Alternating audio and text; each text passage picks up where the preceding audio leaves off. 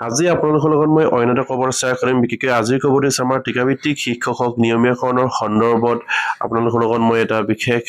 খবৰ শ্বেয়াৰ কৰিম যিটো তেখেতসকলৰ বিষয়ে এখন নিউজ পেপাৰত গুৰুত্বপূৰ্ণভাৱে ইয়াত পাব্লিছ হৈছে আৰু ইয়া নিশ্চয়কৈ মই বিতংকৈ আপোনালোকৰ লগত শ্বেয়াৰ কৰিম আপোনালোকে স্কিপ নকৰি সকলোৱে আমাৰ ভিডিঅ'টো চাই থাকিব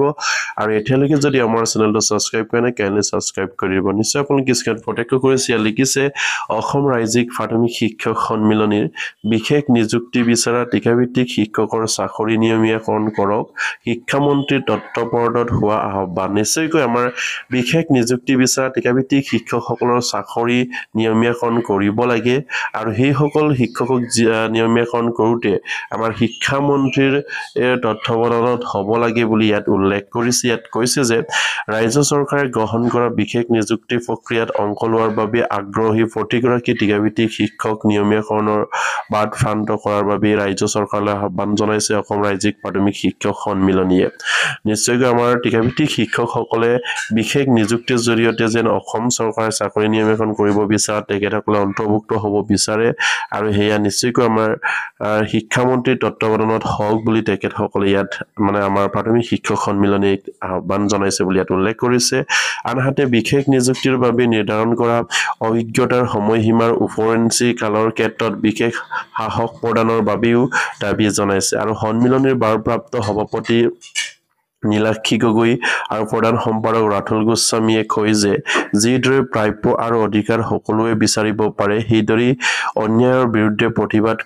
কৰাৰো অধিকাৰ সকলোৰে আছে আৰু কাৰো স্বাধীনতাত কোনেও হস্তক্ষেপ কৰাটো উচিত নহয় সেয়েহে বিশেষ নিযুক্তি প্ৰক্ৰিয়াত অংশগ্ৰহণৰ বাবে আগ্ৰহীসকলক অতি শীঘ্ৰে নিয়মীয়া কৰাৰ বাবে শিক্ষামন্ত্ৰীৰ তত্ত্বাৱধান হ'বলৈ আহ্বান জনাইছে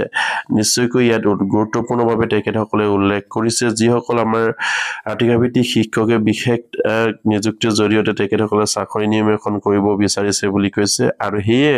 এইখিনিকে আমাৰ শিক্ষামন্ত্ৰীক এই তত্ত্বাৱধানত হ'ব লাগে বুলি তেখেতসকলে আমাৰ প্ৰাথমিক শিক্ষক সন্মিলনীয়ে দাবী জনাইছে আনহাতে কোনো আইনী প্ৰক্ৰিয়া বিলম্ব কৰিলেও সেই শিক্ষকসকলৰ ক্ষেত্ৰত 2023 বৰ্ষত অৱচন পেপাৰত স্বাক্ষৰ কৰা দিনৰে পৰা অথবা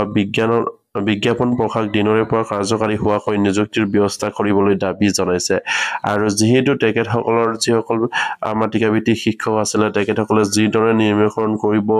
অসম চৰকাৰক আহ্বান জনাইছিলে সেইমতে নোহোৱাৰ কাৰণে তেখেতসকলৰ আমাৰ যিসকল টিকাভিত্তিক শিক্ষকৰ একাংশ আছিলে তেখেতসকলৰ কিছুমান বিষয়ববীয়ে মানে হয়তো আইনৰ আশ্ৰয় লৈছে হয়তো আইনৰ আশ্ৰয় ল'লেও তেখেতসকলৰ হয়তো নিযুক্তিত হয়তো পলম হ'ব পাৰে তথাপিও তেখেতসকলক 2023 বৰ্ষত যিখিনি ইয়াত উল্লেখ কৰিছে যে অৱচন পেপাৰত স্বাক্ষৰ কৰা দিনৰ পৰাই অথবা বিজ্ঞাপন প্ৰকাশ দিনৰ পৰাই কাৰ্যকাৰী হোৱাকৈ নিযুক্তিৰ ব্যৱস্থা কৰিবলৈ তেখেতসকলে দাবী জনাইছে আৰু নিযুক্তি যিমানেই বিলম্ব হ'ব সিমানেই শিক্ষকসকলৰ আৰ্থিক লোকচানৰ সন্মুখীন হ'ব সেয়েহে বিষয়টো শিক্ষামন্ত্ৰীয়ে গুৰুত্ব সহকাৰে গ্ৰহণ কৰাৰ আহ্বান জনাইছে আৰু বিবৃতিটোত সন্মিলনীয়ে হাৰিয়ানা চৰকাৰৰ আৰ্হিৰে সকলো শিক্ষকক উপকৃত কৰাৰ বাবেও আহ্বান জনাইছে আনহাতে দৰমহা ক্ৰম ৰক্ষা কৰিহে নিয়মীয়াকৰণ কৰাৰ বাবে অপেক্ষাৰত সকলো শিক্ষকৰ সমস্যাৰ সন্দৰ্ভত আলোচনাত বহি এটা সহমত স্থাপনৰ বাবে দাবী জনাইছে নিশ্চয়কৈ তেখেতসকলে এটা গুৰুত্বপূৰ্ণ দাবী জনাইছে যিধৰণে হাৰিয়ানাৰ চৰকাৰে সকলো শিক্ষকৰ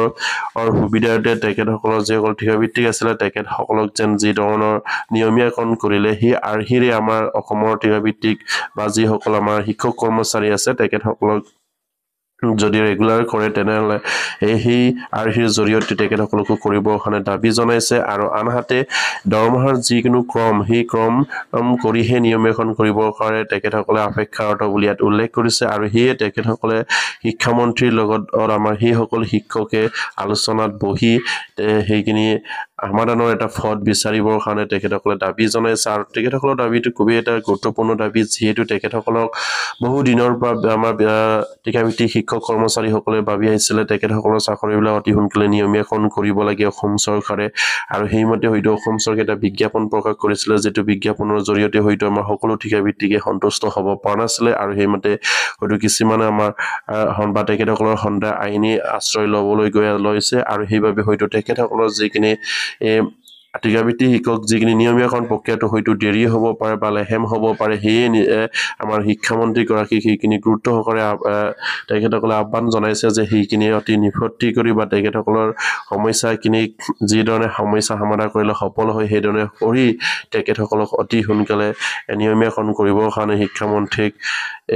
আপোনাৰ আহ্বান জনাইছে আৰু শিক্ষামন্ত্ৰীৰ তত্বাৱধানত যাতে নেকি এইখিনি কাম হওক সেয়ে আমাৰ প্ৰাথমিক শিক্ষক সন্মিলনীয়ে বিচাৰিছে বুলি ইয়াত উল্লেখ কৰিছে আৰু প্ৰয়োজন সাপেক্ষে আমাৰ প্ৰাথমিক শিক্ষক সন্মিলনীৰ লগত তেখেতসকলৰ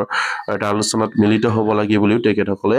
অসমৰ শিক্ষামন্ত্ৰীগৰাকীক আহ্বান জনাইছে সেয়া নিশ্চয়কৈ প্ৰতিগৰাকী শিক্ষক কৰ্মচাৰীয়ে যাতে নেকি এইখিনি খবৰ পাওক আপোনালোকে শ্বেয়াৰ কৰি দিব আৰু এতিয়ালৈকে যদি আমাৰ চেনেলটো ছাবস্ক্ৰাইব কৰে কাইলৈ ছাবস্ক্ৰাইব কৰি দিব নমস্কাৰ জয় আইকম